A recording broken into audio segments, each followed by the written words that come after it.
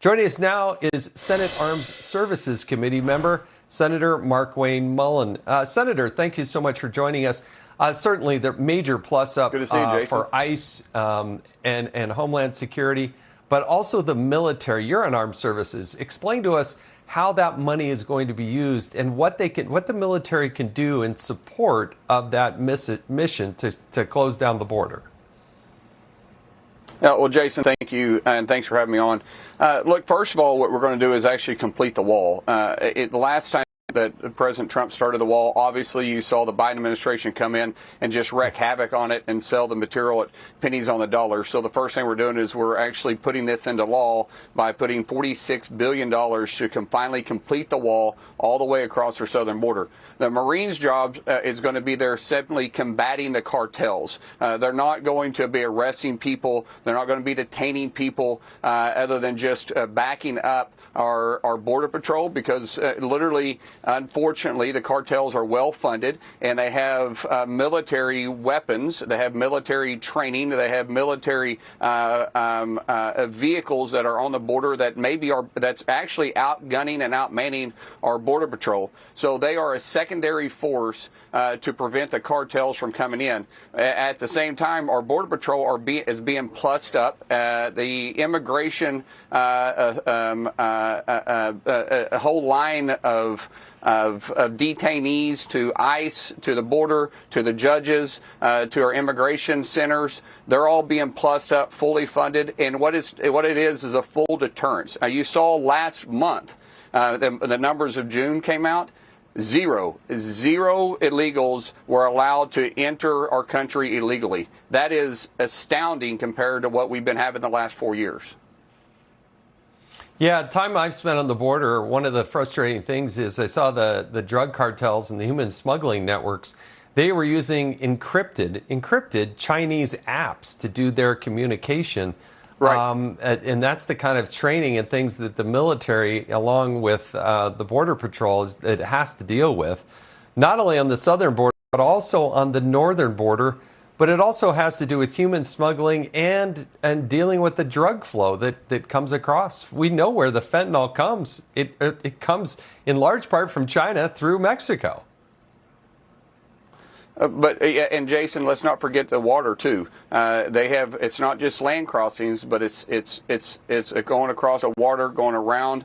It's overwhelming. Our Coast Guard, the Marines are able to augment that.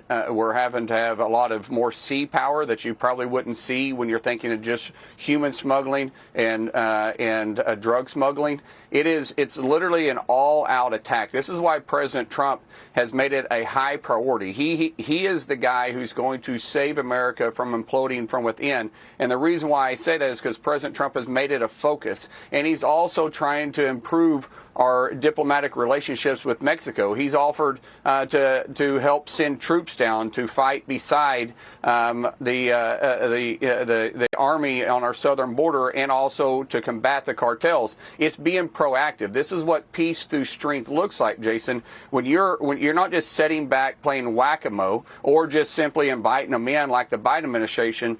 President Trump is pushing forward, and he's making them pay a cost to even get close to either our northern and southern border. And you brought up a good point. Our northern border was something that we've overlooked. The cartels now have pivoted and have started coming across some very remote areas that we wasn't even paying attention to before. And you can see, I've been privileged to be able to see some of our classified briefings on this, and they're up in the air and at night in thermals, and you're seeing a group of maybe 8 to 10 people walk a mile into the United States and turn around and go back. You can't tell they're dropping a pack, but you know they're dropping a pack, and then within minutes later, you'll see vehicles pull up to where they left and then took off. Sometimes you see them actually pick people up too. Fortunately, we have eyes on them and they're driving because of the heat signature they have. We're able to pick them up, but we're only getting a few. President Trump now has made it a focus to not just focus on the southern border, but our northern border too, and he is restoring law and order on our borders. Real quickly, Senator, last question here. Recruitment numbers under President Trump are way up, actually meeting and exceeding the recruitment up for our military. What's the impact there? Well, if you're a young man and you're a patriot, you want to serve underneath this president. He is being forward-thinking. I mean, you have Secretary Hegseth that is absolutely a warrior leader that is appointed by President Trump. You're having a strong emphasis on actually restoring America back to where it is. You know that President Trump isn't going to put you into an endless war. He's not going to use you as some type of political pawn. He is going to use you in a way that our military was designed for. He brings pride back to our military, and that's why you're seeing recruiting numbers go through the roof. And not even recruiting numbers, but retention.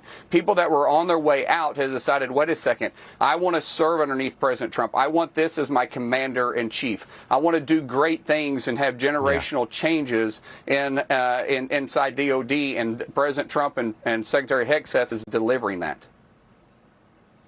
Oklahoma Senator Markwayne Mullin, thank you for joining us. Do appreciate it.